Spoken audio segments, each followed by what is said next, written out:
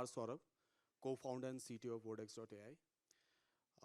Just to give you a quick background about me, I have a decade of experience into AI. Have run two companies earlier. This is my third company. We are a seed stage startup and currently raising our Series A. So when I was given this topic to talk about it, that let's talk about the rise of agentic AI and how it is transforming the workplace environment and how is it like slightly shifting the gears in the market recently. If you guys are, I'm assuming that our audience is probably a mix of mostly developers. So if you see the entire landscape is shifting from just plain vanilla inference engine to the generative AI models like GPT or Llama or whatsoever you use to agentic. Agentic word is coming into the picture. Now, how is it different? This one will be yours? So how is it different from the plain vanilla structure of generative AI getting used into the platforms? And specifically, I will talk about how it is about delivering value via a product to the customer for which you are building the product for, whether you are thinking in terms of a business head or an entrepreneur or a developer, like how does your product differs using the agentic AI architecture, where it is getting used. In fact, kudos to the last question that was asked. That actually sets up the stage about why it's very much required and to create a sense of urgency that the platforms that are currently horizontal should verticalize their application. So I think we all know generative AI, like we started using it when the Bloom came into the market. Before that, we used to have our NLU engine. We have been into mostly into the ML side of it, where natural language processing and everything was happening in my previous company as well. And then we shifted our gears when the Bloom model came in that, okay, something new is coming up. At that time, there used to be still it is, there was a library called Haystack that we used to create a better experience, because chatbot used to be dumb. Around 3-4 years ago, they used to be dumb. They were plain vanilla chatbots that only answers which intents were identified and only used to respond about that. And that led to actually 87% of time saying, so sorry, I couldn't understand what you said. Can you rephrase what you said? And I always believe that that was even not so-called AI. It was more towards a rule which has gotten an extension of an intent and entity recognition. But then things started shifting when the Bloom model and then the GPTs and everyone entering into the foundational model. Multiple companies came into it, even open source and closed source solutions that helped us building the platform as well. So what I want to focus here is that what is the difference between the generative AI and making it agentic? So when we say making it as agentic, is doing one particular task or multiple tasks simultaneously as if a human is doing. Like say suppose we are running a company where sales is to be automated. So if you see in sales, there are multiple operations that happen. Someone takes a request, someone does a qualifying questions asked that is he a good fit as a customer or not.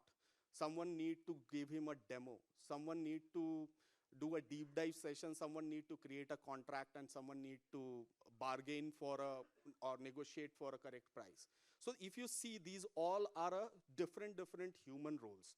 So when we say agentic, which means that how many of those roles can be automated using the use of generative AI or agentic AI. So how do you actually achieve it is by first focusing that what type of sales roles that you are trying to address. So say suppose my company sells to enterprises mostly in US, okay, to finance sector. And I start using out of the box, directly start inferencing the open source or closed source models and start using it in plain vanilla structure. Now the problem with that will appear is that there will be a lot of compliances issue will happen. Customer will get wrong data. It may get a misquote as well. it might not be able to handle the bargaining chips that it can handle, create a battle cards around that. So a lot of nuances are there in that. So you need to create specific agents that can handle those tasks. So this is a very quick agenda. I'm going to go through it very quickly, one by one, towards it. Like what we already talked about what generative AI is, but why is the necessity of it around the verticalization part? How deep we can go into it, how Vodex handles it, what are the different steps. That's why I was saying that the prologue was said earlier, that how do you handle where the cost optimization is there. There is a difference when the latency comes into the picture as well in a real-time communication. Does it play a picture as well? And other business considerations that you need to take place when you create any agentic AI platforms. So currently, it's like the rise of verticalization is happening. Everyone is creating an agentic AI solution, whether it's for coding, like Bold.new is there. They are building brilliant applications. I think the developers' efficiency has increased a lot with that. Whether you are building for sales, for us, like we are doing it for debt collections and US debt collections and mortgage sales and other stuffs. And also I'm going to talk about which part, how to verticalize it as well into the compliance and regulation part, and maybe do a technical deep dive as well. So currently, if you see, there are multiple models. The first question arises is that which one to use?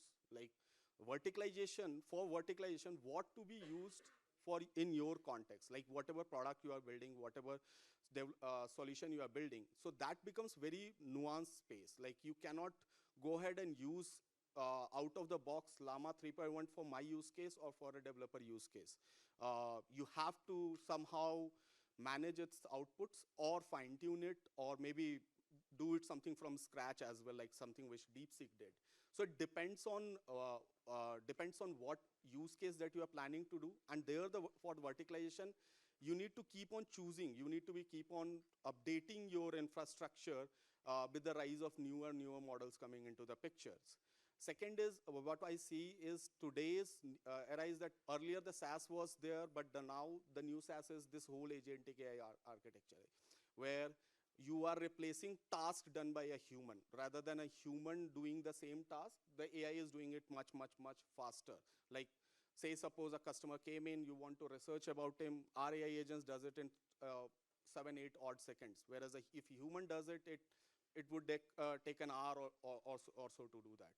Similarly, if you want to reach out to a customer, the volume is the game. Like you have to create an army of agents to reach out to the customer over email, SMS calls, multiple sources, LinkedIn as well. But with the agents, specific agents for each and every channels, you can do it at a very scalable level. So your pipeline becomes larger as well.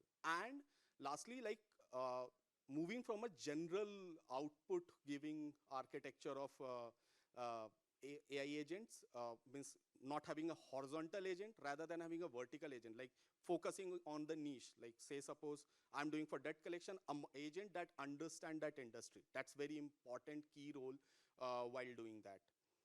So why verticalization is important is if you see there is a lot of domain expertise required, nuances. I will give you with an example. Like we typically do a very large debt collection for multiple debt collection agencies in US, okay? And there is a term called RPC. It's a simple term whose full form is right party contact.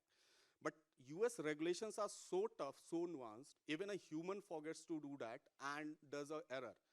Now, what does it mean is, I suppose in India, it's slightly different that if you have taken a loan, people will call your mother, your sister, everyone you know around, right? But in US, it doesn't happen that way. In US, if you have called someone, you need to first make sure that you are talking to the correct person, like you are talking to John. And not only John, is his social security number correct? Is his date of birth correct, matches to your record? Then only you can give information about it. The moment you don't do it, there is a website by FTC, federal government of US, where they have given the list of banned collection agencies. Literally banned for life. Their founders can never enter into that space. Something like Jordan Belfort kind of a thing. You remember in the movie Wolf of Wall Street, he got banned there. So it's like, it's that much important. So domain expertise of that, like we went so deep into the product side that we understood that what RPC is, how to do that RPC. If say suppose the person is not the same person, how to find his different contact number called skip tracing, another terminology, and do move in that domain. Similarly, we do it for mortgage and other stuffs as well. Then this solves our two problem. One is the domain expertise and the nuanced terminologies that they have and how to handle it sequence by sequence. It's like you're understanding one agent is doing the RPC part, handing over like a human does to another human agent, then another AI agent, and another AI agent does the next part of it. Then another AI agent does the next part of it. It's like a journey that you need to go through. Now, what does it, if you do that agentic AI kind of a solution, how does it affect to your customers? So I will give an example. One of our customers' name is Cleargrid. They were doing via humans earlier, before us. So they used to spend $1 to recover $2.2 earlier. After using Vodex for 6 months, they are now recovering $14.9. So that's a big leap of in terms of ROI. There are other challenges that also got resolved, like lesser amount of people are suing them or something like that started happening. Documentation became easy. Everything is in the CRM and everything is about that part. So at Vodex, what we are doing is we have verticalized AI agent. I'm going to talk about one industry, although we cater to 3 different industries, but I'm going to talk only specific to one so that a context is set and I'm only going to talk about it. At Vodex, we are helping US financial services in entire their revenue operations side. So it's like either doing sales for them or recovering that. So say suppose a mortgage company has given a mortgage loan to someone. So first, identifying the person whom mortgage should be given, then qualifying him, talking to him, making sure that he understands everything about it, telling him about all the mortgage possibilities, what could be a loan structure, what could be the interest and everything about it. Then disbursement of the loan. Post that, also recovery. It's like your job is not yet done. You need to recover that loan each month on month as a EMIs and everything. So we do that part as well. And we have taken a completely verticalized approach by creating multiple AI agents which actually talks to each other without any human governance. Like, of course, human can govern. We have given that option, but human governance is as of not required like 98% of the time. So these are the use cases that I was talking about. I will focus on the debt collection side only because I cannot talk 3 in the given time period. So debt collections we do, primarily we do actually debt collections. Other than that, we do the mortgage sales as well and insurance sales as well. Sales is similar in both the domain, but debt collection is slightly nuanced in that retrospect. Typical AI architecture looks like this, that whenever considering we do mostly over the voice communication rather than text communication. So our AI agent, whenever receives a call or dials a call, it hears the user input, then the speech-to-text comes into the picture, LLM comes into the picture, and then some domain-specific guardrails are there that comes into the picture, caches and other stuffs also. I'm not going to deep dive into that. Comes into picture, and finally a response is generated, which is correct as per the compliances as well. I will come to that part later on. Now, to do this, what we took as an approach is that for each and every AI agent which is doing the task, we had to fine-tune a bit, fine-tune for that particular task, what it is doing. Like say, suppose it's doing the RPC, it need to necessarily do only that part. I will give you an example. Take out, finally a prompt is given like with each and every call or email or SMS or whatever is getting done, a prompt is generated. Now, if you give it to plain vanilla Llama 3.1 or even GPT-4o, I will be very sure about it. Now, red teaming, of course, hopefully I understand most of you will know, but if you red team it, like test it very rigorously, you will find out that it is giving the information without being asked. When the questions are asked in a different way. So say suppose RAI agent made a call to someone and started saying that, hey, I would like, how are you, what this is about or something, some conversation is happening. At that point, if the customer says that, okay, tell me your name, what is in your record. Now, a plain vanilla 3.1 or 4.0, what it will do is say that as per our record, your name is John. which is completely, you just went against the compliance side. Like you can literally get sued. So to understand that part, we had a exact fine-tuned model that came into the picture. Then we do the layered fine-tuning as well. Like after RPC, how that part of fine-tuned data need to be used in the next step of next stage of it as well. In this, again, I will say the base model selection is very much important. You cannot use any model to fine-tune it. You need to do a lot of research around that part and understand that for which domain, which one works better. It's basically is because on which data the base model was trained on. If it was not trained on, say, suppose the compliances approached data, then you need to add, while fine-tuning, you need to add more data. So choice of base model becomes very much important. And then, of course, tasks specific fine-tuning need to be done. Now, still it creates a problem that still it will hallucinate. And how will you handle that part? Like, even if you do each and every point, in real-time communication, there is a chance that your AI agent might hallucinate and might give an improper response that is not required. Like I will give you an example. This happened actually on a call where our AI agent was doing a talk and someone named Muhammad picked up the call in US. Now, towards the call, Muhammad didn't realize that this is an AI agent that is talking to him. And it was a debt recovery call. So it's like it was telling him options like you can do a one-time settlement rather than paying $5,000, you can pay $4,500, or you can set up a payment plan that you can pay in 12 months. Now, that gentleman who was on the other side of the call, he said that you are being biased to me because I'm a Muslim. Actually, we have an exact call recording of it. Now, technically, at that point, our AI agent should say that I'm not biased towards you and all. So he said something similar, that I'm not biased towards any caste, creed, and religion, and everything about it. But with that, it said that I can't see any options better for you. Which is actually provoking him to choose from it. And again, it's a very thin line. You just cross the compliances line. It's like you are now getting sued for it. So it's like people can, real life scenarios can be any number of things. People can be talking over in a metro or while driving a bicycle or a car or sitting in a pub or something like that. Anything can happen. And in a real life scenario, a lot of noise and everything stuffs will come into the picture. So how to handle those parts? So that's why when we created this, when the GraphRag came, we implemented the GraphRag architecture as well, so that the context is correctly set and nothing gets out of the loop.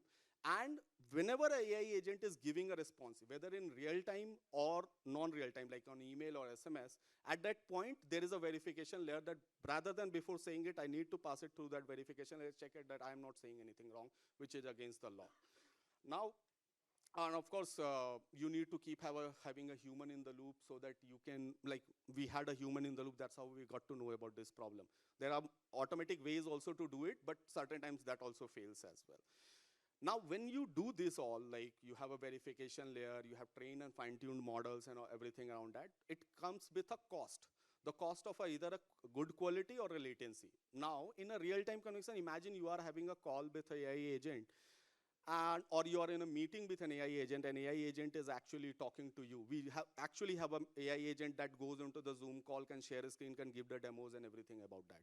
So now when you are doing that, you cannot expect an AI agent to respond back to you in 4 seconds. You have lost interest. That's where the user customer experience comes into the picture. So how much latency you can drop off, how much you can let it go. And it's not only, if you see, we only think in terms of latency because in text response it doesn't matter, but in voice response it does matter a lot. So when you reply, it's not only about the LLM response time or its first byte arrival time. It's also about the text to speech. It's also about the speech recognition and multiple other layers in between. So how do you balance it off becomes a very much important. Next, another challenge which also comes into the picture is like how do you integrate the other third-party API like payment gateways or something like that. Someone saying that, hey, I want to pay it right now. Now what to do? Send him an SMS? No, of course you want to, your customer wants it to be done on the phone call itself. So how do you, what is the quality standard that you maintain there, because you cannot take any wrong number of data and say that, hey, I'm not able to charge you back via a credit card or something. So this is a simple thing that we have seen usually, that smaller models does come with a very smaller latency. In fact, now it's much lower as well. Generally, the larger models or generalistic models are much slower in responses time. With proper caching and proper deployment, ML deployment, these all can be further reduced as well. Like token per second can be increased as well. Like fine-tuned Llama actually gives a response of around 420 tokens per second, so which is fairly good enough for us right now. These are the similar metrics. I already talked about it, like how the voice-centric architecture of ours works. I am just reminding it because later I will come to another new part which we are developing as at Vodex. Now, coming to the part where compliances becomes very much important, and as a developer, we need to focus on that part as why.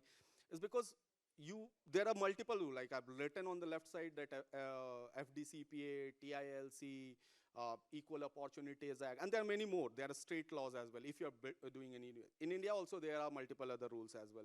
People do follow or not follow is a different question, but there are multiple compliances that you need to follow.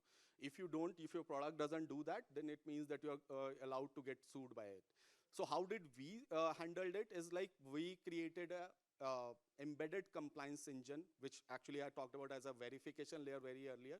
To give you just quick glimpse about it, like how this compliances engine works is that we have an automatic disclaimer insertion. So whenever the customer asks something which is completely out of the context, completely out of the, like say suppose on the call he says that I would love to meet you over drinks or over a coffee. Now what to do that? At that point, no matter how many prompting, either you can keep on increasing the prompt size, add an entire book of everything. Then the graph rag will start giving you a lower responses. Remember the latency and the quality trade of time was there. So at that point, what need to be done? So it's in that scenario, automatic disclaimer insertion automatically happens. That reduces the time as well and doesn't let the AI agent go towards the other part. Like rather than start discussing what to discuss over a coffee, it stays on the correct line what it was supposed to do. Timing checks, like you cannot call someone, say suppose call or send even a text to someone before 8 a.m. and after 8 p.m. It's a completely illegal. So we created that kind of a timing check, scheduling, auto scheduler, auto follow-up kind of a engine for which another AI agent works completely. You need to, I already talked about it, there was when I was talking about humans in the loop, but you need to have a real-time monitoring for restricted language. Like you cannot, no matter your customer says any wrong words, you cannot reply with the similar tonality.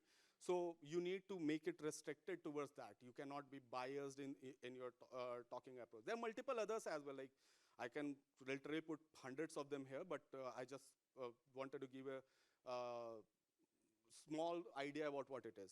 Last, most important thing which people forget about even when they talk about responsible AI or something like that, they forget about the explainability, like explainable AI. So when your AI agent took an action, whether it's called someone or talked to someone, when talking also or when sending an SMS, why it did that action, that need to be audited in real time and need to be stored. So that if someone says that, hey, your AI agent did wrong, you have all the audit trails ready for your customer. And these things are impossible to be done by a human. And this is actually what makes a product stand out from any other product that is offering. Like people can say that, hey, yeah, I will connect to GPT and start making phone call tomorrow. It's a weekend job. But yes, it's a weekend job, but it doesn't serve the correct purpose in a compliant way, in a regulated way. Sorry, I will talk a lot about regulations and all because I work into that industry. Again, similar, the audit logs need to be easily retrieved, explainable, understandable. Also, say suppose someone sued you, it should be in a format that it can be submitted to a court for any verdicts and everything as well. Even after doing this much, there are still the problems which we still fails to understand and are trying to solve. It's like biases, which I already talked about, where the AI agent can certain times go wrong about discussing about it, how what preventive measures need to be taken. So for this, I will tell you is that most important point is the base data that it was trained on, and then what data you are training the fine tuning on. It becomes very much important to have not those biases.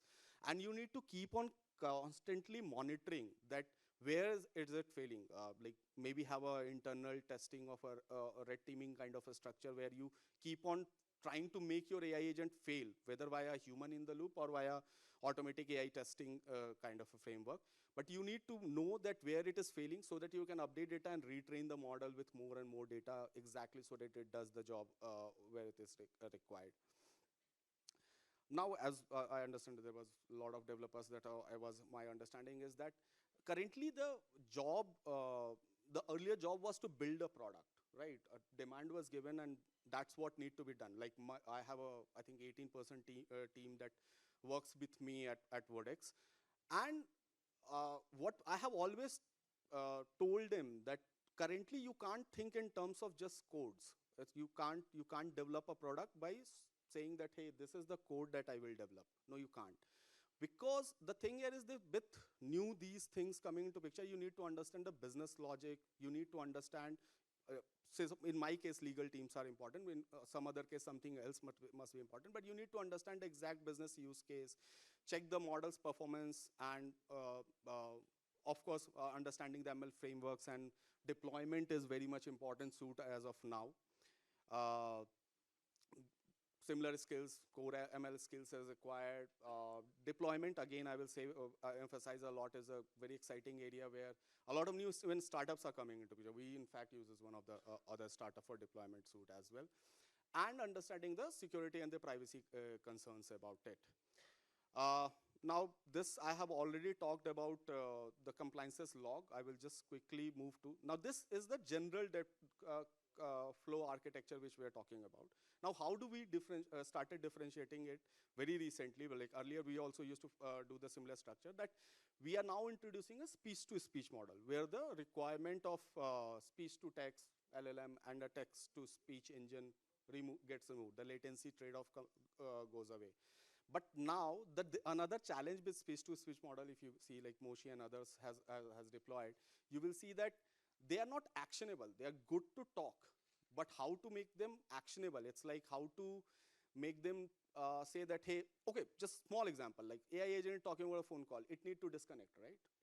At some point it need to disconnect. How will a speech-to-speech model disconnect? With text models like Llama and all, it's very easy to fine tune and train, and or function calling you can do it. So creating that entire wrapper layer, we are doing it. So you need to be always innovative while building your product or developing your product, that what new technology is coming into picture, because you might be developing something which will become absolute after 6 months. The world is moving at that fast pace as of now.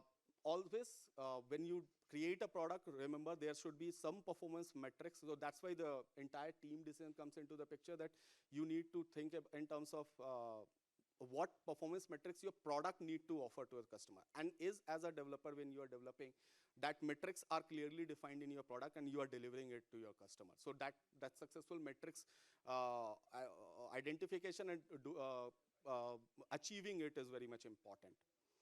The common challenges which I have seen is about the data quality, the regularity shifts. You might certain time overfit while training, and most important is actually a business logic is getting a user's trust via your product. That becomes very much challenging.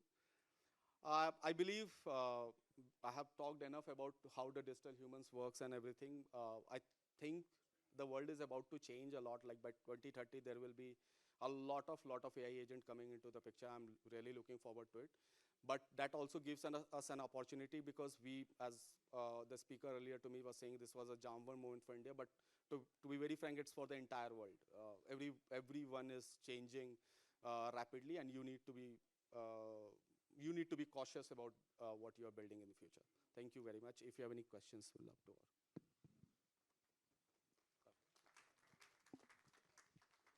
We are open for questions now, if anyone. All right. Thank you very much, Kumar Saurav.